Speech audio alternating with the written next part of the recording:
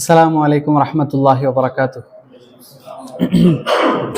إن الحمد لله نحمده ونستعينه ونستغفره ونعوذ بالله من شرور أنفسنا ومن سيئات أعمالنا. من يهده الله فلا مضل له ومن يضلل فلا هادي له. ونشهد أن لا إله إلا الله وحده لا شريك له وأشهد أن محمدا عبده ورسوله. يا أيها الذين آمنوا اتقوا الله حق تقاته ولا تموتن إلا وأنتم مسلمون. يا أيها الناس اتقوا ربكم الذي خلقكم من نفس واحدة وخلق منها زوجها وبث منهما رجالا كثيرا ونساء واتقوا الله الذي تساءلون به والأرحام إن الله كان عليكم رقيبا. يا أيها الذين آمنوا اتقوا الله وقولوا قولا سديدا يصلح لكم أعمالكم ويغفر لكم ذنوبكم ومن يطع الله ورسوله فقد فاز فوزا عظيما. எல்லா புகழும் அகிலங்கள் அனைத்திற்கும் ஏக இறைவனாகிய தூணின்றி வான் படைத்த அல்லாஹ் ரப்புல் ஆலமீன் ஒருவனுக்கே உரித்தானதாகும்.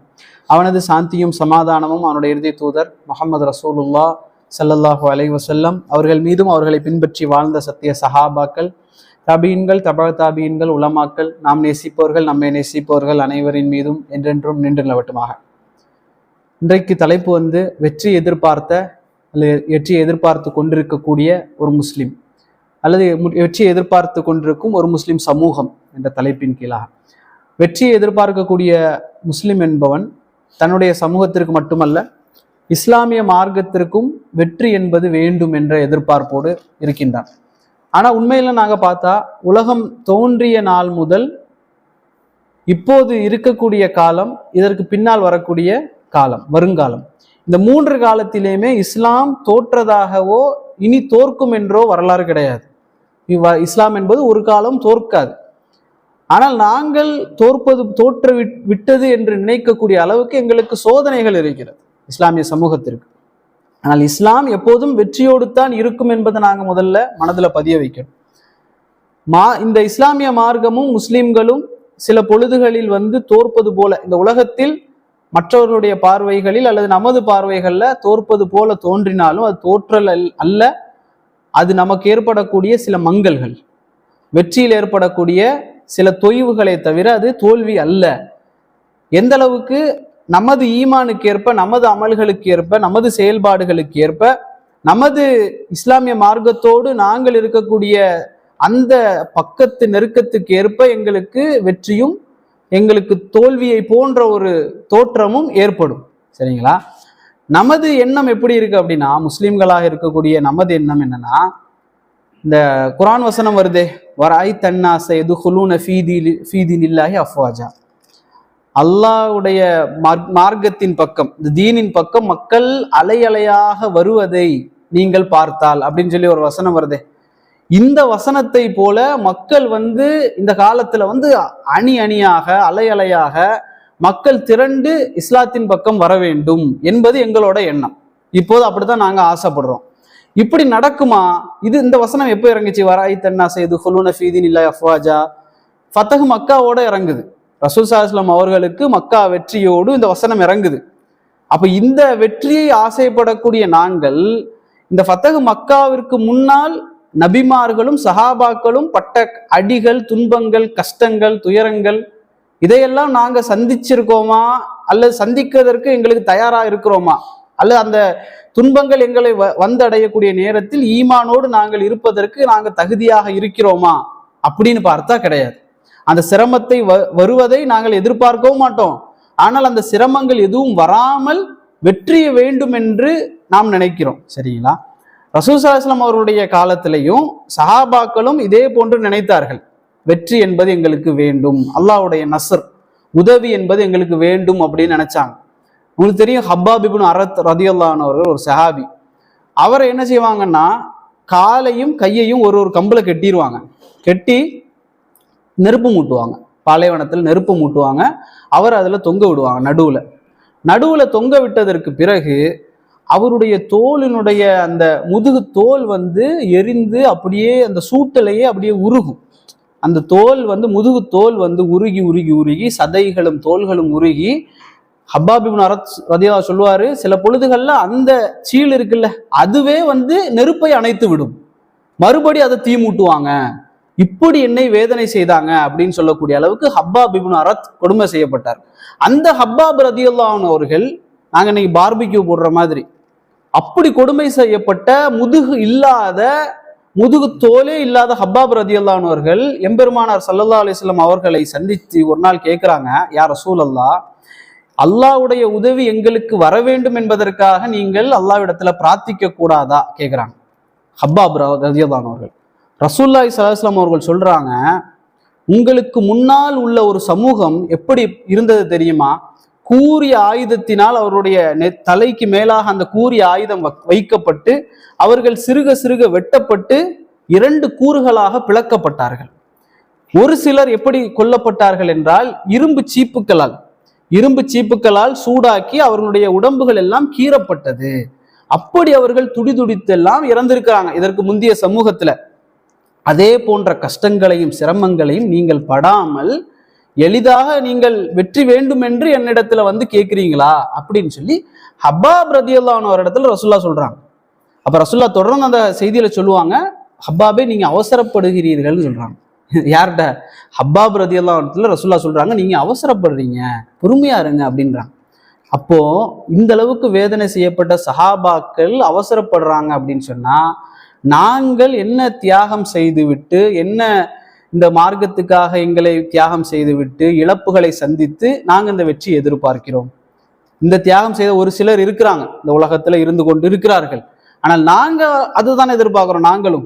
ஆனால் நாங்கள் இந்த கொடுமைகளை, இந்த தியாகங்களை நாங்கள் சந்திப்பதற்கு தயாராக இருக்கிறோமானா கூட வேண்டாம் அப்படின்னு தான் இருக்கிறோம். அப்ப உலகத்துல வந்து அல்லாஹ் ரப்புல் ஆலமீன் ஒரு சுன்னாவை வைத்திருக்கிறான். அல்லாஹ் இந்த உலகத்துல வந்து ஒரு சுன்னா வைத்திருக்கிறான். என்ன சுன்னா அப்படின்னா, ஒரு சில விஷயங்கள் அல்லாஹ் எப்படி வச்சிருக்கிறானோ அப்படித்தான் நடக்கும். உதாரணமா மரியம் அலைஹிஸ்ஸலாம் அவர்களுக்கு அல்லாஹ் ஒரு குழந்தையை கொடுக்க நாடுறான், கணவன் இல்லை அவங்களுக்கு. அப்போ குழந்தைய அல்லாஹ் எப்படி கொடுத்துருக்கலாம்? வானத்துல இருந்து இறக்கி இருக்கலாம். ஆனா அல்லாஹ் என்ன செய்யறான்னா, அவர்களை 10 மாதம் சுமைக்க வச்சு, அதுல கஷ்டப்பட வச்சு, பிரசவிக்க வச்சு, அல்லாஹ் அதுக்கு பிறகு என்ன செய்யறான்? அந்த குழந்தைய கொடுக்குறான். இது ஒரு சுன்னா, இது அல்லாஹ் மாற்ற மாட்டான், இப்படித்தான் நடக்கும் அப்படிங்கிறது. அப்போ அல்லாஹ் வந்து அதே போல ஒரு சுன்னாவை வச்சிருக்கிறான் முஸ்லிம்களுக்கு. என்ன அப்படின்னா, எதிரிகளால் இந்த முஸ்லிம் சமூகம் சோதிக்கப்படும். இந்த சுன்னாவை அல்லாஹ் என்ன செஞ்சிருக்கிறான்னா வச்சிருக்கிறா. இது மாறாது. இப்ப மாறாது அப்படின்ன உடனே முஸ்லிம் சமூகம் என்ன செஞ்சிடக்கூடாதுன்னா, சோர்ந்து போயிடக்கூடாது. நமக்கு வந்து அவ்வளவுதான், எதிரிகளால வந்து நாங்க வந்து என்ன செய்வோம், இப்படித்தான் சோதிக்கப்பட்டு கொண்டே இருப்போம் அப்படின்னு சோர்ந்து போய் விடவும் கூடாது. இந்த மார்க்கத்துல இருந்தா தானே இவ்வளவு பிரச்சனை கஷ்டம், பேசாம இந்த மார்க்கத்தை விட்டு போயிருவோம், அந்த மாதிரியும் என்ன செய்திடக்கூடாது, நினைத்து விடக்கூடாது. நீங்க பாருங்க, வெற்றி எதிர்பார்க்கக்கூடிய நாங்க இன்றைக்கு பலஸ்தீன் எடுத்துக்கொண்டா, யமன் எடுத்துக்கொண்டா, சிரியா, ஷாம், எல்லா நாடுகளை எடுத்துக்கொள்ளுங்க, அல்லது GCC கண்ட்ரிஸ், இந்தியா, ஏசியா, இப்படி எல்லா இடத்திலையும் முஸ்லிம்கள் பாதிக்கப்படுறாங்க, உண்மை.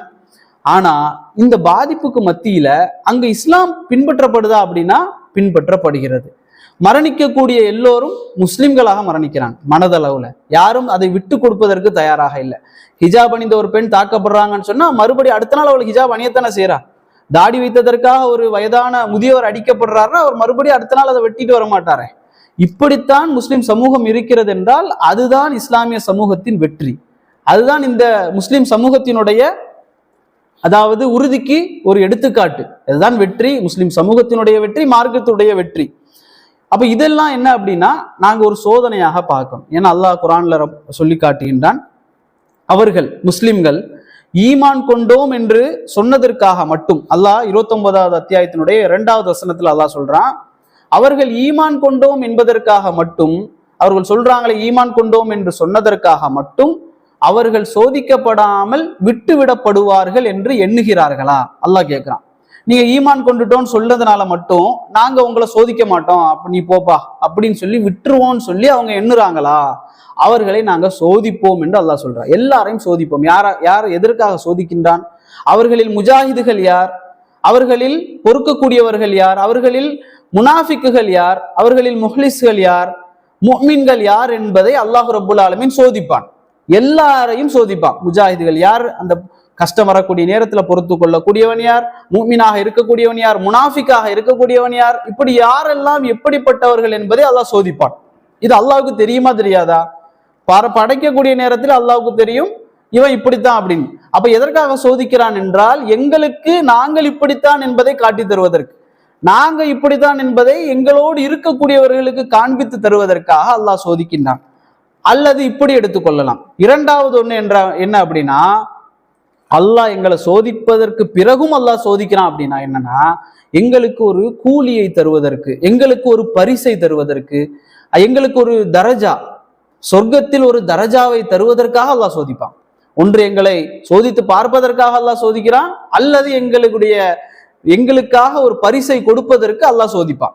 இதுல இப்ப ஃபார் எக்ஸாம்பிள் ஒரு பெண்மணி தாய்மையை விரும்புறான்னு வைங்களேன். தாய்மை என்பது ஒரு பெரிய ஒரு தரஜா. இந்த தாய்மையை அந்த பெண் விரும்புகிறாள் என்றால், ஒரு பிள்ளையை அவள் விரும்புகிறாள், எனக்கு வேண்டும் என்று விரும்புகிறாள் என்றால், அவள் 10 மாதம் சுமக்க வேண்டும். அவள் 10 மாதம் கஷ்டப்பட்டு சுமந்து பெற்றால்தான் அவளுக்கு ஒரு குழந்தை கிடைக்கிறது. அவளுக்கு தாய்மை என்ற ஒரு அந்தஸ்தை அல்லாஹ் கொடுக்கின்றான். இப்படி எந்த கஷ்டமா இருந்தாலும் சரி, நீங்க எடுத்துக்கோ, உங்களுக்கு தெரியும், இன்னமல் உஸ்ரி யுஸ்ரா, ஒவ்வொரு சிரமத்திற்கு பிறகு ஒரு நன்மை இருக்கு. இது அதைத்தான் குறிக்குது. லேசு இருக்குது அப்படின்னு சொன்னா அதுக்கு முன்னால ஒரு சிரமம் வரத்தான் செய்யும். அப்படிங்கிறதுக்காக அல்லாஹ் என்ன செய்வான் அப்படின்னு சொன்னா எங்களை சோதித்து கொண்டு இருக்கின்றான். அதே போல பாருங்க, அல்லாஹ் ரபுல் ஆலமீன் காலம் என்பதை மாற்றி மாற்றி கொண்டு வருவேன் என்று சொல்றான். அல்லாஹ் ரபுல் ஆலமீன் சொல்கிறான், காலம் என்பதை அல்லாஹ் மாற்றி மாற்றி மாற்றி மாற்றி கொண்டு வருவான், சுத்தி சுத்தி சுத்தி சுத்தி வரும் என்று சொல்கிறார். இன்னொரு ஹதீஸ்ல அல்லாஹ் ரபுல் ஆலமீன் ரசூலுல்லாஹ் சொல்றாங்க, காலம் என்பது எப்படி ஆகும் அப்படின்னு சொன்னா, ஒரு காலம் வரும், அதற்கு அடுத்த காலத்தை நீங்கள் அடைவீர்கள், அந்த காலம் முந்தைய காலத்தை விட மோசமானதாக இருக்கும். எந்த நாள் வரை? இது எப்போ வரைக்கும் தொடரும்? நீங்கள் அல்லாஹுவை சந்திக்கும் வரை அப்படின்றாங்க. நீங்க அல்லாஹுவை சந்திக்கும் வரை காலம் அடுத்த காலத்துக்கு போகக்கூடிய நேரத்துல இருந்ததை விட மோசமா இருக்கும் அப்படின்றாங்க. இது அல்லாஹ்வை சந்திக்கும் வரை நடந்து கொண்டுதான் இருக்கும். ஆனா அல்லாஹ் இங்க என்ன சொல்றான் அப்படின்னா, காலத்தை அல்லாஹ் மாற்றி மாற்றி கொண்டு வருவான். வெற்றி தோல்வி, வெற்றி தோல்வி. இது நமக்கு மட்டுமல்ல, அல்லாஹ்வுடைய தூதர் ஸல்லல்லாஹு அலைஹி வஸல்லம் அவர்களுக்கும் இதே நிலைதான். அல்லாஹ்வுடைய தூதரும் இதுல விதிவிலக்கு இல்லை. நீங்க பாப்பீங்க, இஸ்லாத்தை சொன்ன ஆரம்பித்த முதல் நாளிலிருந்து அல்லாஹ்வுடைய தூதருக்கு அடி மேல அடி. அதற்கு பிறகு அவங்கள ஊற விட்டு ஒதுக்கி வைக்கிறாங்க. அதுக்கு பிறகு அல்லாஹ்வுடைய தூதர் ஸல்லல்லாஹு அலைஹி வஸல்லம் அவர்கள் நிம்மதியாக மதீனாவுக்கு போயாச்சு. அங்க ஒரு ரிலாக்ஸான ஒரு வாழ்க்கை, வெற்றி போல இருக்குன்னு வைங்களேன். அது வெற்றி தான். அடுத்தது பாத்தீங்கன்னா பத்ர் யுத்தம், அதுவும் வெற்றி. அதுக்கு பிறகு பாருங்க உஹத் யுத்தம், தோல்விய மாதிரி ஒரு சூழல். அதுக்கு பிறகு இப்படி போர்கள், கந்தக் யுத்தம், ஹுனைன் யுத்தம், இப்படி தபூக்குடைய யுத்தம். இதுல சிலது வெற்றி, சிலது தோல்வி. இப்படி அல்லாஹ் காலத்தை என்ன செய்வான் அப்படின்னு சொன்னா மாற்றி மாற்றி மாற்றி கொண்டு வருவான். இது அல்லாஹ்வுடைய சுன்னாக்களில் ஒன்று. முஸ்லிம்களுக்கு அல்லாஹ் சில பொழுதுகள்ல வெற்றியை கொடுப்பான், கொஞ்ச நாள் சோதிப்பான், அதுக்கு பிறகு வெற்றி கொடுப்பான், அதுக்கு பிறகு சோதனை. இப்படி மாறி மாறி சோதனை வந்துகிட்டே இருக்கும். எங்களுக்கு என்னன்னா, சோதனைகள் வரவே கூடாது, ஒரு காலம் வரவே கூடாது சோதனை. முஸ்லிம்கள் எல்லோரும் பணக்காரர்களாக இருக்க வேண்டும். முஸ்லிம்கள்ல யாருமே ஏழையாக இருந்துடக்கூடாது. முஸ்லிம்களுக்கு மேலாக எந்த ஒரு காஃபிரும் கை வைத்து விடக்கூடாது. யாரும் யாரையும் அடித்திடக்கூடாது. முஸ்லிம்கள் எல்லோரும் பாதுகாப்பா இருக்கணும், கண்ணியமாக இருக்கணும். முஸ்லிம்களுக்கு மேலாக அடக்குமுறைகள் வரவே கூடாது. இப்படிதான் நாங்க ஆசைப்படுறது உண்மைதான். ஆனா அது நடக்குமா அப்படின்னா நடக்காது. நாம முஸ்லிம்கள்ல சிலர் ஏழையாக இருந்தால்தான் ஜக்காத்து கொடுக்க முடியும் அவர்களுக்கு. நாங்க ஜக்காத்து கொடுக்கறதாக இருந்தா ஏழை ஒருத்தர் இருக்கணும். அவர் இருந்தால்தான் அல்லாஹ் எங்களை வச்சு அவரை சோதிப்பான். அவர் அந்த ஏழ்மையை பொறுத்து கொள்றாரா, அல்லாஹ் அவரை சோதிப்பான். எங்களை எப்படி சோதிப்பான்? நீ அவனுக்கு கொடுக்குறியா அப்படிங்கிறதுக்காக அல்லாஹ் அவரை சோதிப்பான். அல்லாஹ் அவருடைய தரஜாவை உயர்த்துவதற்காக ஏழ்மையாக அல்லாஹ் அவரை வைத்திருப்பான்.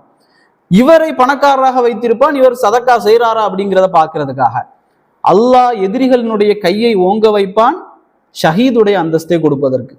ஒருத்தர் ஷஹீதாகணும் அப்படின்னு சொன்னா, அல்லாஹ்வுடைய பாதையில் மரணிக்க வேண்டும் என்றால் காஃபிருடைய கையை அல்லாஹ் உயர வைக்க வேண்டும். உயர வைக்காமல், ஓங்க வைக்காமல் இங்க ஷஹீத் இல்லையே. ஷஹீதுடைய அந்தஸ்து உங்களுக்கு எல்லாருக்கும் தெரிஞ்சதுதான்.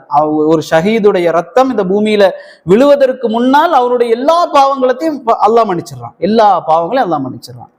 ஒரு ஷஹீதுக்கு இந்த கபர் வாழ்க்கை இருக்குது, அது இல்லை.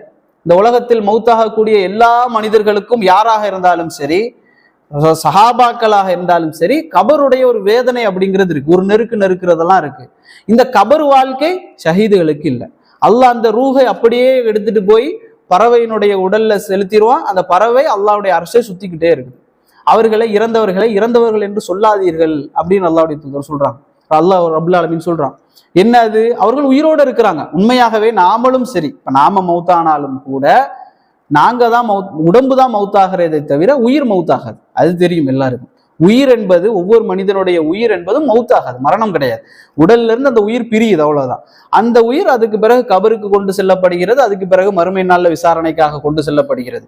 ஆனால் இறந்தவர்களுடைய உயிர் என்பது அப்படியே நேரடியாக சொர்க்கத்துக்கு கொண்டு செல்லப்பட்டு அங்க பறவையினுடைய இதுல சுற்றிக்கிட்டு வருது. அப்ப இந்த அந்தஸ்து ஒருத்தனுக்கு கிடைக்க வேண்டும் என்றால் அவன் ஒரு இணை வைப்பாளனுடைய கைகளால் கொல்லப்பட்டிருக்க வேண்டும். அப்ப இதையும் அல்லாஹ் ஏற்படுத்தி இருக்கின்றான். அடக்குமுறை என்பது ஒன்று இருந்தால்தான் பொறுமைக்கென்று அல்லாஹ் ஒரு கூலியே தர முடியும். இப்படி அல்லாஹ் ரப்புல் ஆலமீன் இந்த உலகத்துல ஒரு சுண்ணாவை வைத்திருப்பான். அது என்ன செய்யும்? நடந்து கொண்டேதான் இருக்கும் என்பதை நாங்க விளங்கணும். அப்ப நாங்க இதெல்லாம் நடக்கக்கூடாது என்று ஆசைப்படுவது சிறந்தது, அது உண்மை, ஆசைப்பட்டு தான் ஆகணும். ஆனால் எதனால இதை ஏற்படுது அப்படிங்கிற அறிவு எங்கள்கிட்ட இருக்கணும். அந்த அறிவு எங்கள்கிட்ட இருக்கணும். ஏன்னா இப்ப நான் இது சொன்னது எல்லாமே நடக்காம இல்லை, நடந்துகிட்டு தான் இருக்கு, இதை யாராலும் தடுக்கவும் முடியாது. ஆனா இதெல்லாம் ஏன் நடக்குது அப்படிங்கிறதுக்கான ஒரு அறிவு என்ன செய்யணும்? ஒவ்வொரு முஸ்லீம் இடத்துல இருக்கணும்.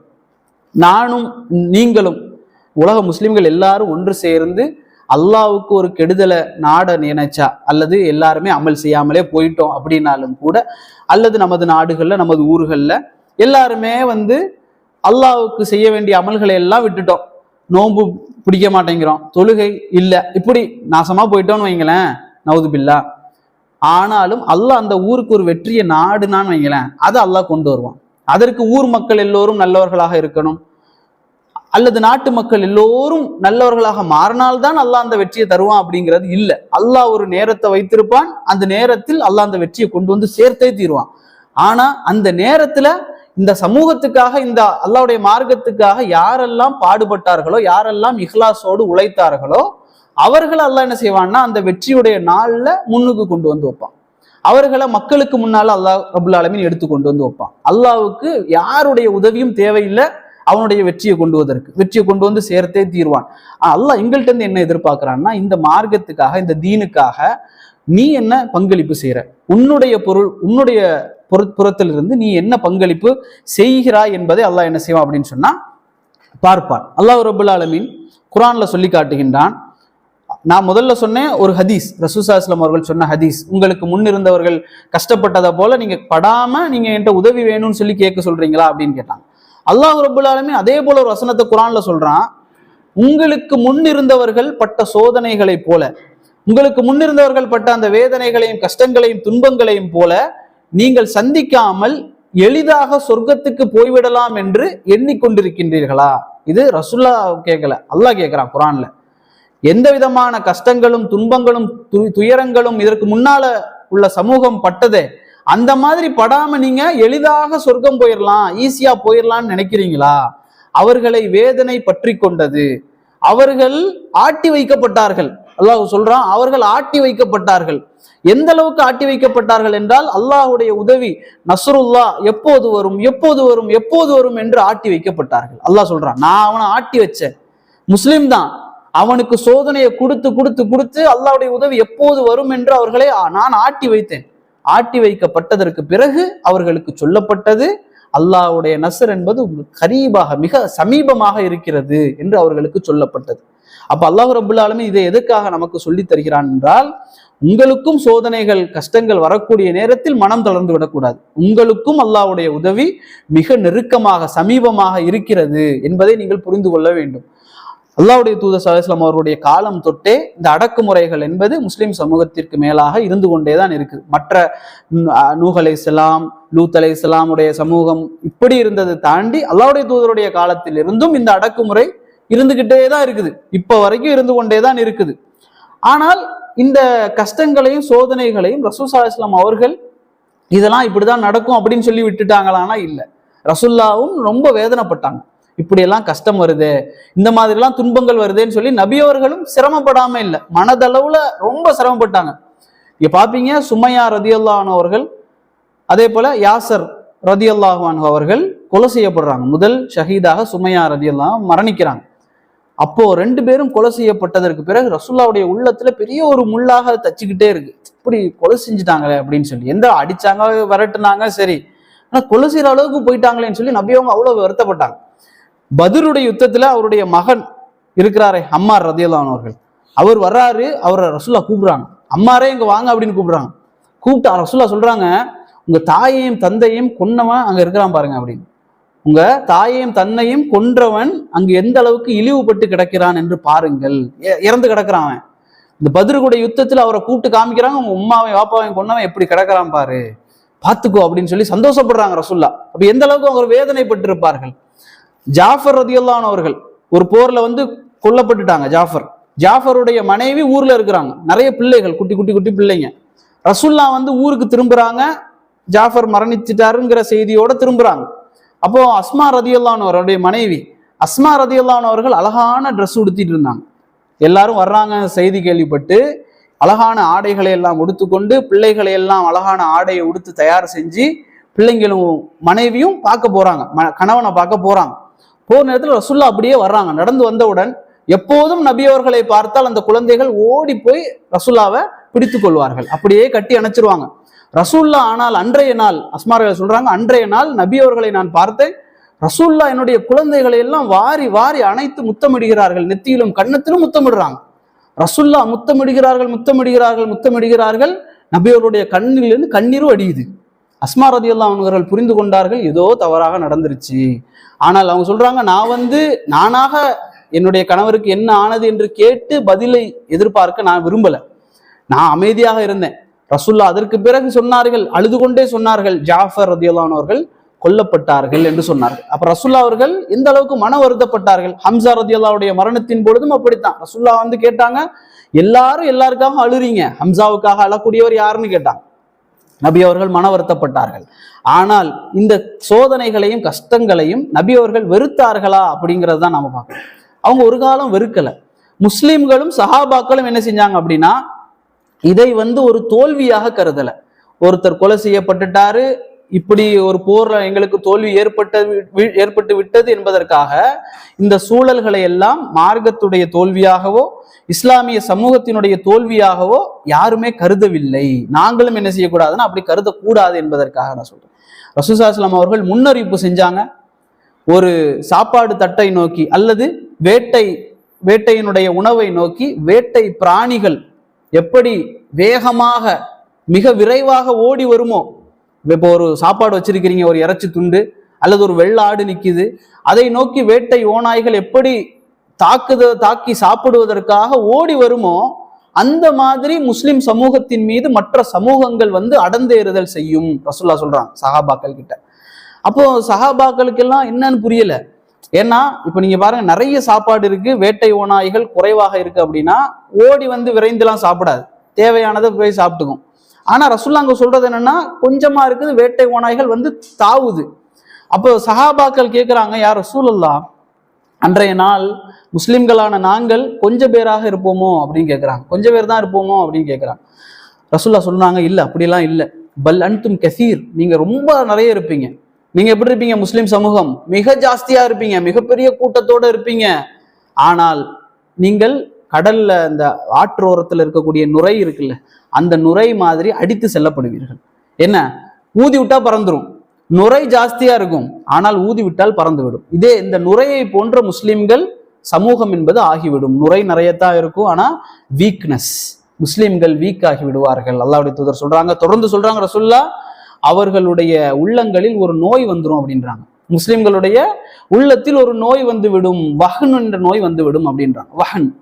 அப்போ சஹாபாக்களுக்கு புரியல, அது என்ன வஹன், யா ரசூலுல்லாஹ் வஹன் என்றால் என்னன்னு கேட்கிறாங்க.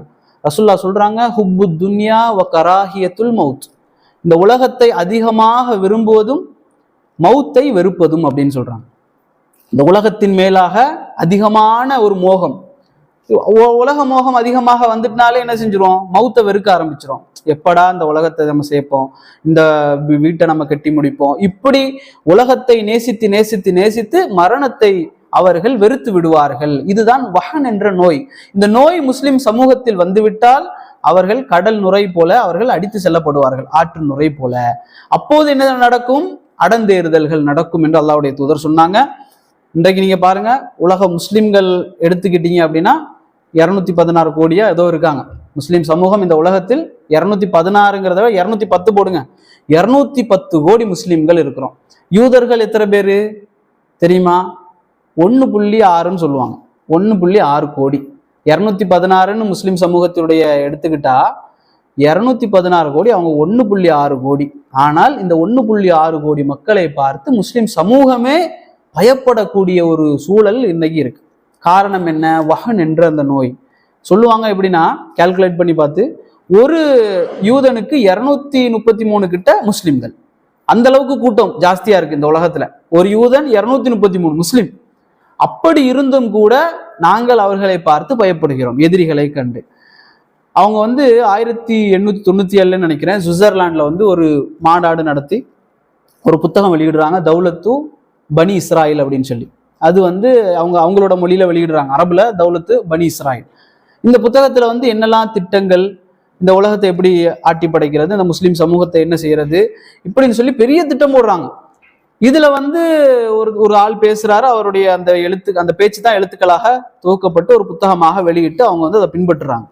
இது கிட்டத்தட்ட ஒரு 100 வருஷத்திலேயே என்ன செஞ்சுட்டாங்க, அவர்கள் அந்த இடத்தை அடைஞ்சிட்டாங்க. அதுல ஒரு சில விஷயங்கள் சொல்ல அடுத்த வாரம் முடிஞ்சா அதை பத்தி எடுப்போம். யூதர்கள் இஸ்லாத்தோடு செய்து கொண்ட அந்த சதி திட்டங்கள். அப்போ அவர்களுடைய திட்டங்கள்ல ஒன்றுதான் இந்த பலஸ்தீன், லெபனான், சிரியா, ஜோர்டான், ஷாம் அந்த பிரதேசம், அதே போல சவுதி அரேபியானுடைய கொஞ்சம் பிரதேசம், எஜிப்டினுடைய ஒரு பிரதேசம், இதையெல்லாம் அவர்கள் ஆக்கிரமித்து ஒரு நாடாக மாற்றுவது. இது அல்லாம அவருடைய முக்கியமான நோக்கம்தான் தங்கத்தை தன்வசப்படுத்துவது, உலகத்திற்குரிய தங்கங்களை எல்லாம் அவர்களுடைய வசம் ஆக்கி கொள்வது. இரண்டாவது, இந்த செய்தித்தாள்களை அவர்களுடைய வசம் ஆக்குவது. 1897 போடுறாங்க, நியூஸ் பேப்பரை அவங்களுடைய கண்ட்ரோல்ல வைக்கணும் அப்படின்னு சொல்லி. இன்னைக்கு நியூஸ் பேப்பர் என்பது சோசியல் மீடியா. இந்த ரெண்டையும் அவர்கள் தங்களுடைய கட்டுப்பாட்டுகளில் எடுத்துக்கொண்டால் அவர்கள் இந்த உலகத்தை ஆளலாம் என்பதை அவர்கள் முடிவு செய்து இன்றைக்கு ஒட்டுமொத்த முஸ்லிம்களையும் அவர்களை கண்டு பயப்படக்கூடிய அளவுக்கு ஆக்கி வைத்திருக்கிறார்கள். அல்லாஹ் ரபுல் ஆலமீன் குர்ஆன்ல ஒரு சில இடங்கள்ல சொல்லுவான், யூதர்களை பத்தி சொல்லக்கூடிய நேரத்துல, உங்களுக்கு நேருக்கு நேராக நின்று சண்டை போடுவதற்கு கூட அவர்களுக்கு தைரியம் கிடையாது, வேற யாரையா ஏவி விட்டுத்தான் உங்களோடு சண்டையிடுவார்கள் சொல்லி அல்லாஹ் குர்ஆன்ல சொல்லுவான். அந்த அளவுக்கு பயந்தாங்கோலிகளை கண்டு முஸ்லிம் சமூகம் பயப்படக்கூடிய அளவிற்கு முஸ்லிம்களுடைய உள்ளத்தில் வஹன் என்ற நோய் வந்திருக்கின்றது. ஆனால் நாங்கள் ஒன்றை கவனிக்க வேண்டும் இந்த இடத்துல, அவர்கள் இந்த அளவுக்கு இஸ்லாத்தை எதிர்க்கிறார்கள் என்றால், இன்றைக்கும் அவர்கள் இஸ்லாத்தை மிக மோசமாக எதிர்த்து கொண்டிருக்கிறார்கள் என்றால், இஸ்லாத்தினுடைய வளர்ச்சி இன்னும் அதிகமாகி கொண்டிருக்கிறது என்பதை அவர்கள் உணர்ந்திருக்கிறார்கள். யூரோப், அமெரிக்கா போன்ற மேலை நாடுகள்ல எல்லாம் இஸ்லாம் என்பது பெரிய தலைவலி அவர்களுக்கு. இஸ்லாம் என்பது பெரிய தலைவலி. இஸ்லாத்தை ஏன் எதிர்க்கிறார்கள் என்பது ஒரு தலைப்பு, தனி தலைப்பு. தெரியும் தானே இஸ்லாத்தை எதற்காக அவர்கள் எதிர்க்கிறார்கள் என்றால், வட்டி, இந்த பெண்கள், மது, இந்த மாதிரி நிறைய விஷயங்கள் இருக்கு. இதுதான் அவருடைய மெயின் சோர்ஸ் ஆஃப் இன்கம். இதற்காகத்தான் அவர்கள் இஸ்லாத்தை எதிர்க்கிறார்கள், பல பல திட்டங்களை எல்லாம் அவர்கள் தீட்டுகிறார்கள். அப்போ இன்னைக்கு நாம இஸ்லாம் என்பது மிக பெரிய ஒரு வளர்ச்சி அடைந்து கொண்டு வருகிறது என்ற காரணத்திற்காக அவர்கள் எதிர்க்கிறார்கள் என்பதை நாங்கள் புரிந்து கொள்ள வேண்டும். நாங்க ஒரு விஷயத்தை நாங்க உள்ளத்துல பதிய வைக்கணும். நாங்கள் சரியாக இருந்தால், எங்களுக்கு சோதனை வந்தால், கேளுங்க, நாங்க சரியாக இருந்து எங்களுக்கு சோதனை வந்தால் அது அல்லாஹ் எங்களுக்கு தரக்கூடிய ஒரு சோதனை. ஆனால் நாங்கள் சரியாக இல்லாமல் எங்களுக்கு கஷ்டம் வந்தால் அது அல்லாஹ் எங்களுக்கு தரக்கூடிய ஒரு தண்டனை. ரெண்டாவது சொல்றேன், நாங்கள் சரியாக இருந்து எங்களுக்கு கஷ்டங்கள் வந்தால் அது அல்லாஹ் எங்களுக்கு தரக்கூடிய ஒரு சோதனை. நாங்கள் சரியாக இல்லாமல் எங்களுக்கு அந்த கஷ்டங்கள் வந்தால் அல்லாஹ் எங்களுக்கு தரக்கூடிய தண்டனை. இந்த உலகத்திலும் மறுமையிலும் அந்த தண்டனை அல்லாஹ் தருவான். அதனால் நாங்கள் எந்த கஷ்டங்கள் சிரமங்கள் வந்தாலும் சோதனை என்பதற்காக நாங்கள் என்ன செய்யணும்னா, அந்த மார்க்கத்தை சரியான முறையில் பின்பற்றுவதற்கு தயாராக இருக்க வேண்டும். ஏனென்று சொன்னால் வரக்கூடிய காலங்கள் இதைவிட மோசமான காலமாகத்தான் போய்கொண்டிருக்கும். அல்லாஹ்வுடைய தூதருடைய ஹதீஸின் அடிப்படையில் வரக்கூடிய காலங்கள் இதைவிட ஃபித்னாக்கள் அதிகமாகி கொண்டே இருக்கும். அல்லாஹ்வுடைய தூதர் சொன்னாங்க, அந்த காலத்துல எல்லாம் உயிர் வாழணும்னு துவா செஞ்சிடாதீங்க, அந்த காலத்திலாம் உயிர் வாழ்ந்துடக்கூடாது, அப்படி துவா செய்யுங்க. தஜ்ஜாலுடைய காலத்தில் உயிர் வாழ்ந்து விட கூடாது என்று அல்லாஹ்வுடைய தூதர் துவா செய்ய சொன்னாங்க. எங்களுடைய பிள்ளைகளோ எங்களுடைய சந்ததியினரோ அந்த தஜ்ஜாலுடைய காலத்தில் உயிர் வாழ்ந்து விடக் கூடாது என்று நாங்கள் என்ன செய்யணும்னா துவா செய்யணும். எங்களுடைய சந்ததியினர், எங்களுடைய பிள்ளைகள் அல்லது நாங்கள் தஜ்ஜாலுடைய காலத்தில் நாங்கள் உயிர் வாழ்ந்து விடக்கூடாது. அவ்வளவு மோசமான ஃபித்னாக்களாக இருக்கும். ஃபித்னாக்கள் என்று எங்களுக்கே தெரியாது, நல்ல விஷயம் மாதிரி இருக்கும், போய் கேட்க ஆரம்பிச்சா அதுல போய் விழுந்துரும். இதுதான் ஃபித்னா. ஃபித்னா என்பது என்ன செய்யும் அப்படின்னு சொல்லி உலமாக்கள் சொல்லுவாங்க, ஃபித்னாவை நீங்கள் கண்டால் நீங்க அதை போய் ஆய்வு செய்யாதீங்க, அதுல இருந்து அப்படியே தூரமாயிருங்க, எனக்கும் அதுக்கு எந்த சம்பந்தமும் இல்லை, எனக்கு தேவையே கிடையாது. அதுல போய் ஆய்வு செய்ய இறங்கி விட்டால் அது உங்களை மூழ்கிவிடும், நீங்க அதுல போய் மூங்கிருவீங்க, அது உங்களை சாப்பிட்டுரும் என்பதாக உலமாக்கள் சொல்லுவாங்க. அந்த மாதிரி ஃபித்னாக்களுடைய காலங்கள் எல்லாம் வர இருக்கின்றது. அல்லாஹ்வுடைய தூதர் சொன்னாங்க, ஒரு நாள் சஹாபாக்களோட போகக்கூடிய நேரத்துல இந்த கூரை வீட்டை பாக்குறாங்க. கூரை போட்டு, அல்லது இன்றைக்கு சொல்லணும்னா ஓலை வீடுகள் மாதிரி ஒரு வீடுகள் இருக்கு. ரசூலுல்லாஹ் பாக்குறாங்க, அந்த விரிசல் இருக்குல்ல, அந்த ஓலைகளுடைய ஓட்டைகள் வழியாக சூரிய ஒளி வந்து விழுந்துகிட்டே இருக்கு. அவர் ரசூலுல்லாஹ் சஹாபாக்கள்கிட்ட சொன்னாங்க, நான் பார்க்கறதையெல்லாம் நீங்க பாக்குறீங்களா அப்படின்னு. சஹாபாக்கள் சொல்றாங்க, இல்லை யா ரசூலுல்லாஹ்.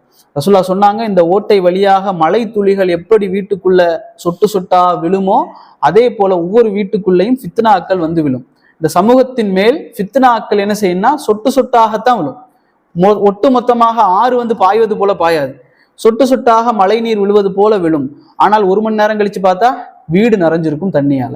இப்படித்தான் ஃபித்னாக்கள் முஸ்லிம் சமூகத்தை வந்து அடையும் என்று அல்லாஹ்வுடைய தூதர் சொன்னாங்க. அந்த காலத்தில் நாங்கள் உயிர் வாழ்ந்து விடக்கூடாது, அதற்கு முன்பாக அல்லாஹ் எங்களை தன் பக்கத்தில் எடுத்துக்கொள்ள வேண்டும் என்பதற்காக நாங்கள் என்ன செய்யணும், அல்லாஹ்விடத்துல துவா செய்யணும். அல்லாஹ்வுடைய தூதர் முஹாஜிர்களுக்கு ஒரு அறிவுரை சொன்னாங்க.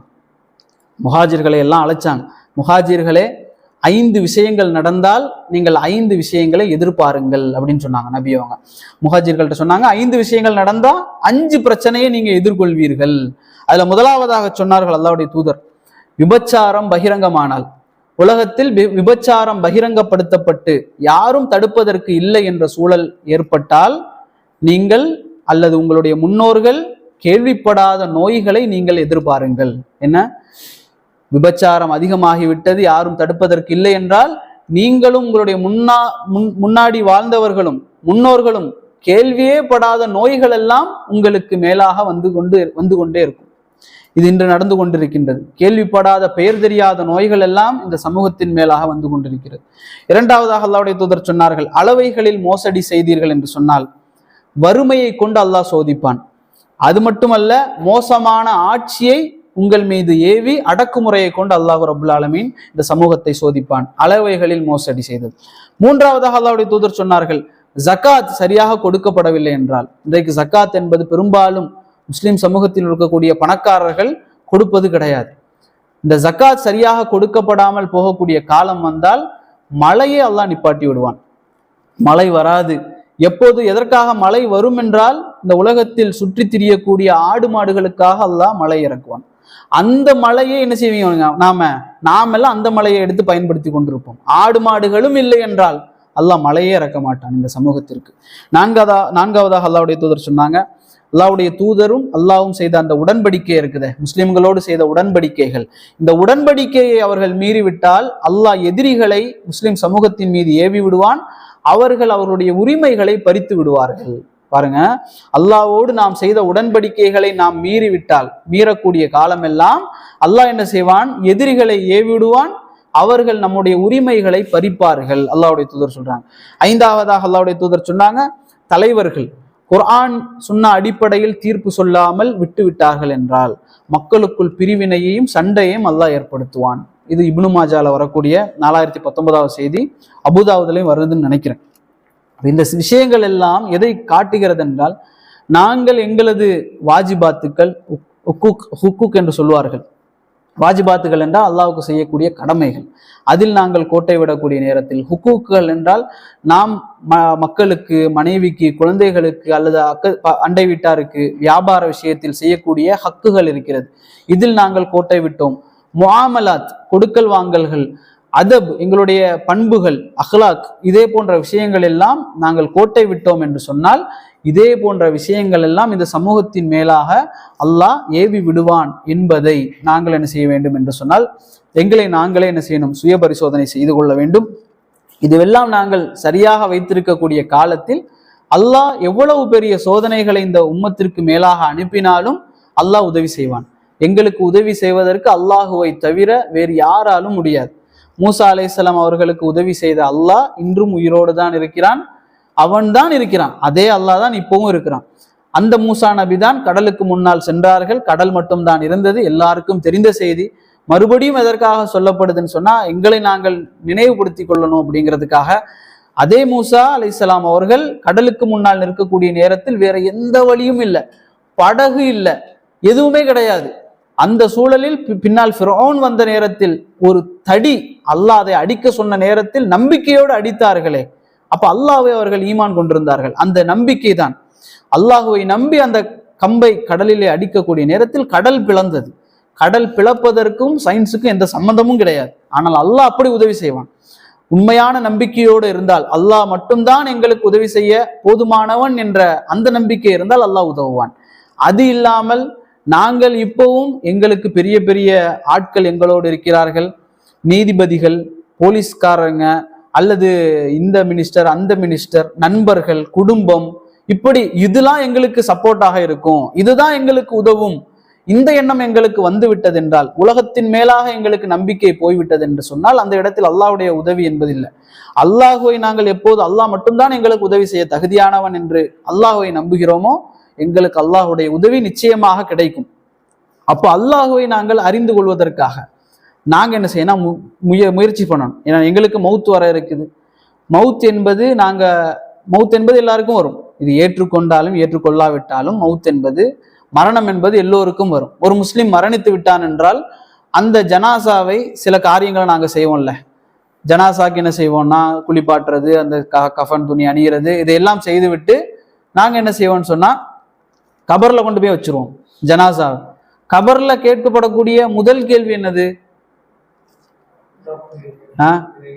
மண் ரப்புக்க, உங்களுடைய ரப்பு யார்? இதான் முதல் கேள்வி. இந்த உலகத்தில் என்னதான் செய்து கொண்டிருந்தாலும் சரி, முதல் கேள்வி மண் ரப்புக்க. இது எல்லாருக்கும் இதுக்கு பதில் தெரியும், காஃபிருக்கும் தெரியும். ஒரு காஃபிர், நான் முஸ்லீம், சவுதியில வேலை பார்க்குறவர்கிட்ட போய் இங்க முஸ்லீம்கள்லாம் சொல்லக்கூடிய ரப்பு யாரு அப்படின்னு கேட்டா அவனும் சொல்லுவான் அல்லான்னு தான் சொல்லுவான். அப்ப எல்லாருக்குமே அல்லாஹ் என்பது தெரியும். ஆனா கபர்ல பதில் சொல்லணும்னா அந்த நாலேஜ் அங்க தேவையில்லை. நீங்க எவ்வளவுதான் மனப்பாடம் பண்ணி போனாலும் சரி, வாழ்க்கையில அல்லாஹுவை பற்றி அறிந்திருந்தால் மட்டும்தான் கபர்ல என்ன செய்யணும், நாக்கு அல்லான்னு சொல்லும். இல்லாம அங்க போய் நாங்க மனப்பாடம் பண்ணி வச்சதெல்லாம் அங்க எடுபடவே செய்யாது. சில பேர் இன்னைக்கு பாப்பீங்க, கபர்ஸ்தானத்துல அடக்கம் பண்ணதற்கு பிறகு போய் உட்கார்ந்து சொல்லி கொடுப்பாங்க. சில பள்ளிவாசல்கள் என்ன செய்வாங்கன்னா, அடக்கம் பண்ணி முடிச்சதுக்கு பிறகு மண் ரப்புக்க, ரப்பி அல்லாஹ், அவங்க ரப்புக்கன்னு கேட்பாங்க, நீங்க அல்லான்னு சொல்லுங்க, நபி யாருன்னு கேட்பாங்க, சொல்லுங்க இப்படின்னு சொல்லி வெளியிருந்து சொல்லி கொடுப்பாங்க. இது எப்போ சொல்லி கொடுக்கப்பட வேண்டும் என்றால் உயிரோடு இருக்க காலகட்டத்துல. அவன் எதை அறிந்து கொள்ளணும்? உங்களுடைய ரப் அல்லாஹ் என்பதை மட்டும் அறிந்து கொள்வதல்ல ஈமான். அல்லாஹ் என்பவன் யார் என்பதை சரியா புரியணும். அல்லாஹ் எங்க இருக்கிறான்? அல்லாஹ் எங்க இருக்கிறாங்க? உதாரணமா ஒரு கேள்வி, அர்ஷ்ல இருக்கிறானா? அர்ஷுக்கு மேலாக இருக்கிறானா? அப்போ அர்ஷுக்கு மேல உட்கார்ந்து இருக்கிறானா அல்லது நின்று கொண்டு இருக்கிறானா? இது என்ன சொல்லுவாங்கன்னா, இதை நான் கேட்கக்கூடாது. ஆக்சுவலா எனக்கு எதுக்காக கேட்கிறேன்னு சொன்னா, அல்லாஹ் எங்க இருக்கிறாங்கிற அறிவு நமக்கு இருக்கு.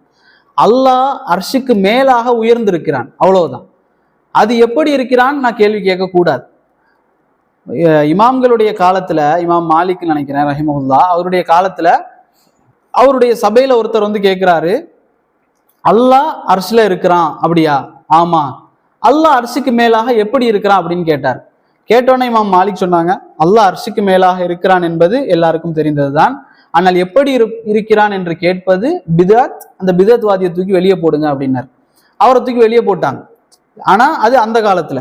இந்த காலத்துல அப்படி வெளியே போட முடியாது, அவருக்கு விளக்கம் சொல்லணும். அது எப்படிலாம் கேட்பாங்கன்னா, இந்த வழிகட்டவர்கள், அர்ஷ் அல்லாஹுவை விட பெருசாக இருந்தால்தான் அல்லாஹ் அதுல உட்கார முடியும். அப்ப அர்ஷ் என்ன, அல்லாஹ் விட பெருசா? அல்லாஹ் தானே அக்பர், அல்லாஹ் விட பெருசு எதுவுமே இல்லை. அப்ப அர்ஷ் அல்லாஹ் விட பெருசா? இல்ல.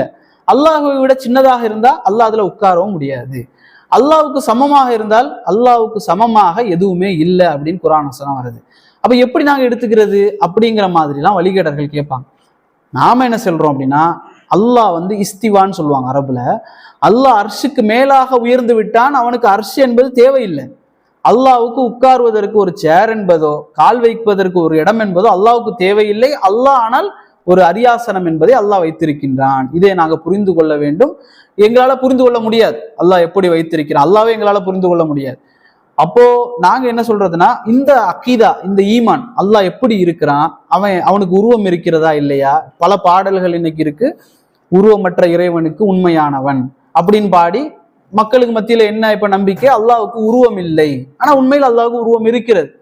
குர்ஆன்ல பல இடங்கள் அல்லாஹ் சொல்லி காட்டுறான். அல்லாஹ்வுடைய 2 கை விரல்களுக்கு மத்தியில் ஒருவனுடைய கல்பு இருக்குது அப்படின்னு அல்லாஹ் ரபுல் ஆலமீன் சொல்லி காட்டுகின்றான். தஜ்ஜால் என்பவன் ஒற்றை கண்ணன், உங்களுடைய இறைவன் ஒற்றை கண்ணன் அல்ல அப்படிங்கிறது வருது. அல்லாஹ்வுக்கு அழகிய உருவம் இருக்கிறது என்பது அல்லாஹ் குர்ஆன்ல சொல்லக்கூடிய விஷயம். ஆனால் எங்களுடைய கற்பனைக்கு அப்பாற்பட்டது. ஈவன் சொர்க்கத்துல முஃமின்கள் எடுக்கக்கூடிய சந்தோஷத்தில் மிக முக்கியமான பெரிய சந்தோஷம் என்னன்னா அல்லாஹ்வை காண்பது. உருவமற்றவனை காண முடியுமா? காண முடியாது. எந்த அளவுக்கு ரசூலுல்லாஹ் சொல்றாங்க, சொர்க்கத்துக்கு ஒரு மனிதன் போய் அடைந்ததற்கு பிறகு அல்லாஹ் கேட்பான், இதை விட உங்களுக்கு ஏதாவது சந்தோஷம் வேணுமா அப்படின்னு கேட்கிறான். சொர்க்கத்துல முஸ்லிம்கள் எல்லாம் சொர்க்கத்துக்கு போயாச்சு, வீடு அது இது எல்லாமே கிடைச்சிருச்சு. அல்லாஹ் கேட்கிறான், இதை விட ஒரு இன்பம் உங்களுக்கு வேணுமா? அப்போ இவங்க சொல்றாங்க, யா அல்லாஹ், எங்களை நீ நரகத்துல இருந்து காப்பாத்திட்ட, அதுவே பெரிய இது. எங்களுக்கு சொர்க்கத்தை நீ தந்துட்ட, அதுவே எங்களுக்கு போதுமானது. இதை விட வேறு இன்பம் இருக்கிறதா அப்படின்னு அல்லாஹ்விடத்தில் அவர்கள் கேட்கக்கூடிய நேரத்தில் அல்லாஹ் என்ன செய்வான்? தன்னுடைய கிரண்டை காலையிலிருந்து அப்படியே அல்லாஹ் உயர்த்துவான். அல்லாஹ் தன்னுடைய உருவத்தை முஃமின்களுக்கு காட்டுவான். அதை முஸ்லிம்கள் என்ன செய்வார்கள்? பார்ப்பார்கள், பார்த்து கொண்டே இருப்பார்கள். சொல்லப்படும், அல்லாஹ்வை பார்ப்பதை விடைக்கும் சொர்க்கம் எல்லாம் ஒண்ணுமே இல்லை. சொர்க்கம் என்பதை விட அல்லாஹுவை காண்பது பெரிய இன்பம் முஸ்லிம்களுக்கு. ஏன்னா யாருக்காக இவ்வளவு காலம் நாங்க நோன்பு நோட்டுறோமோ, யாருக்காக நாங்க தொழுதோமோ, கஷ்டப்பட்டோமோ, ஹலால் ஹராம் பேணுனோமோ, எந்த அளவுக்கு கஷ்டப்பட்டிருப்போம் அல்லாஹ்வுக்காக அல்லாஹ்வுக்காக அல்லாஹ்வுக்காகன்னு சொல்லி, அந்த ரப்பை பார்க்கக்கூடிய நேரத்தில் வரக்கூடிய இன்பம் என்பது மிகப்பெரிய இன்பம். அந்த இன்பத்தை நாங்கள் அடைய வேண்டும் என்றால் அந்த அல்லாஹ்வை நாங்கள் தெரிஞ்சிருக்கணுமே. அல்லாஹ் எப்போது கோவப்படுவான், எப்போது அல்லாஹ் சிரிப்பான், அல்லாஹ் எப்போது இப்படி நடந்து கொள்வான், இப்போது இப்படி நடந்து கொள்வான் என்பதை எல்லாம் நாங்கள் தெரிந்து கொள்ள வேண்டும். அதற்கு என்ன படிக்கணும்னா அக்கீதாவை நாங்கள் படிக்கணும். இன்னைக்கு அக்கீதா அப்படிங்கிற ஒரு தலைப்பை எடுக்கக்கூடிய நேரத்திலேயே பயமா இருக்கு, அப்படிதானே? அக்கீதா கிளாஸ் எடுத்தா வருவாங்களா மாட்டாங்களா, அல்லாஹுவை பற்றி எங்களுக்கு தெரியாத அல்லாஹுவா, இது போய் நாங்க கேட்கணுமா அப்படின்னு சொல்லி ஆரம்பத்துல எல்லாம் நான் அக்கீதா கிளாஸ் எடுக்கவா அப்படின்னு கேட்டப்போ கூட அப்படிதான் சொன்னாங்க. வருவாங்களான்னு தெரியல, மக்கள் இதை கேட்டா ஓடிடுவாங்க போல தெரியுது, இப்படின்லாம் பயந்த காலங்கள் உண்டு. அப்ப நாங்க என்ன செய்யணும்? உண்மையாக நாங்க எங்களை படைச்ச அல்லாஹுவ, எங்களை படைச்சு எங்களுக்கு உணவளிச்சு தினமும் காலையில இருந்து ராத்திரி வரை மூச்சு காத்த வாங்கிட்டு இருக்கிறோமே, இந்த ரப்பை பற்றி நாங்க தெரிந்து கொள்ள வேண்டும். அதுக்கு அக்கீதா மிக அவசியம். அப்ப அக்கீதாவை நாங்க என்ன செய்யணும்? தெரிந்து கொள்ளணும். எதற்காக கபரை பத்தி சொன்னோம்னா, அதுல கேட்கக்கூடிய முதல் கேள்வியே மண் ரப்புக்க என்பதுதான். அந்த ரப்புக்க என்று கேட்கப்படக்கூடிய நேரத்தில் பதில் சொல்வதற்கு நாங்கள் அல்லாஹுவை பற்றி சரியாக தெரிந்து கொள்ள வேண்டும். சரியான முறையில், வழிகேடு இல்லாத முறையில் அல்லாஹ்வை நாங்கள் தெரிந்து கொள்ள வேண்டும். அதை படிப்பதற்கு எங்களுக்கு நேரம் இருக்குதானா? இல்லை. இன்ஸ்டாகிராம் ஃபேஸ்புக் இருக்கிற நோண்டக்கூடிய அளவுக்கு கூட நாங்கள் படிக்கிறதுக்கு நேரம் ஒதுக்குறது கிடையாது. அப்போ நாங்கள் அல்லாஹ்வை தெரிந்து கொள்வதற்கு முயற்சி செய்ய வேண்டும். அவனை நெருங்குவதற்கான வழிகளை அறிந்து கொள்வதற்கு நாங்கள் முயற்சி செய்ய வேண்டும். அதை அறியக்கூடிய நேரத்தில் அல்லாஹுவையும் அவனுடைய குணாதிசயங்கள், அவனுடைய பெயர்கள், பண்புகள், இதையெல்லாம் அறியக்கூடிய நேரத்துல அல்லாஹ் எங்களுடைய உள்ளத்துல ஒரு சக்கீனத், ஒரு நிம்மதியை போடுவான். அந்த போடக்கூடிய அந்த சக்கீனத் என்பது நாங்க தினமும் தூங்க போகக்கூடிய நேரத்துல எங்க வாழ்க்கையில என்ன பிரச்சனை வந்தாலும், எவ்வளவு பெரிய சோதனைகள், கஷ்டங்கள், துன்பங்கள், துயரங்கள் வந்தாலும் அந்த அல்லாஹ் போட்ட சக்கீனத் இருக்குல்ல, அது எங்களை உடனடியா தூங்க வைக்கும். பெட்ல படுத்த உடனே தூக்கம் வரும். அந்த நிம்மதி தான் வெற்றி, முஸ்லிம்களுக்கு வெற்றி. அந்த வெற்றி எப்போது வரையும் கண்டினியூ ஆகும்னா கபர்லையும் கண்டினியூ ஆகும். கபர்லையும் நிம்மதி, அல்லாஹுவை அறிவதனால் கபர்லையும் நிம்மதி. அதற்கு பிறகு மறுமை நாளில் அர்ஷுடைய அந்த நிழல் கிடைக்குமே ஒரு சிலருக்கு, அந்த நிழலிலும் எங்களுக்கு நிம்மதி கிடைக்கும். பாலம் இருக்குது இல்ல, சிராத் பாலம், அதை கடக்கக்கூடிய நேரத்தில், சிராத் பாலம் எல்லாருக்கும் தெரிந்தது, கூர்மையான பாலம், அதில் யாரும் நடந்து செல்ல முடியாது, கொக்கிகள் இருக்கும். அந்த பாலத்தில் விரைவாக நாங்கள் கடந்து செல்வோமே அல்லாஹுவை அறிந்ததன் காரணமாக, அதிலும் எங்களுக்கு நிம்மதி கிடைக்கும். இந்த நிம்மதிதான் ஒரு முஃமினுடைய வெற்றி. இந்த உலகத்தில் எவ்வளவு சோதனைகள், கஷ்டங்கள் வந்தாலும் அவன் நிம்மதியாக இருப்பான். இமாம் இப்னு தைமியாவுடைய ஒரு கூற்றை மட்டும் கடைசியா சொல்லி முடிக்கிறேன். இமாம் இப்னு தைமியா ரஹிமஹுல்லாஹ் அவர்களை கடைசியாக சிறையில அடைச்சான். அடைக்கக்கூடிய நேரத்துல அவர் சொன்னாரு, என்னை இந்த எதிரிகளால் என்ன செய்ய முடியும் அப்படின்னு கேட்கிறாரு இமாம் இப்னு தைமியா ரஹிமஹுல்லாஹ். என்னை இந்த எதிரிகளை என்ன செய்து விட முடியும்? என்னை இங்கு சிறை வைத்தால் நான் அல்லாஹுவோடு தனித்து விடுவேன். என்னை இவர்கள் நாடு கடத்தினால் நான் அல்லாஹுடைய பூமியை சுற்றி பார்ப்பேன். என்னை இவர்கள் கொன்றாலும் நான் இங்குதான் செல்லுவேன், அல்லாஹ்விடத்தில் தான் செல்வேன். என்னுடைய நிம்மதி என்பது, என்னுடைய சொர்க்கம் என்பது என்னுடைய உள்ளத்தில் தான் இருக்கிறது என்று இமாம் இப்னு தைமிய்யா ரஹிமஹுல்லாஹ் சொல்வார்கள். அப்ப இதே போன்ற ஈமானும் தக்குவாவும் இறையச்சமும் அந்த அல்லாஹ்வோடு இருக்கக்கூடிய அந்த பண்பு, அந்த அன்பும் எங்களுக்கு வந்து விட்டது என்று சொன்னால் அல்லாஹ் என்ன செய்வான், எங்களுடைய உள்ளத்துல நிம்மதியை தருவான். அந்த நிம்மதி தான் ஒரு முஸ்லிமுடைய வெற்றியாக இருக்கும் என்பதை நாங்கள் உணர்ந்து கொள்ள வேண்டும். எதை கேட்டோமோ அதை பின்பற்றக்கூடிய மக்களாக அல்லாஹ் ரப்பல் ஆலமீன் அப்படிப்பட்ட நிம்மதியை எங்களுக்கு தந்தரல வேண்டும் என்ற துஆவோடு நான் முடித்துக் கொள்கிறேன். ஹாதா மா இந்தி வல் இல்மு இன்தல்லாஹ் வ கூலு கௌலி ஹாதா வஸ்தக்ஃபிருல்லாஹி லி வ லக்கும். அஸ்ஸலாமு அலைக்கும் வரஹ்மத்துல்லாஹி வபரகாத்துஹு.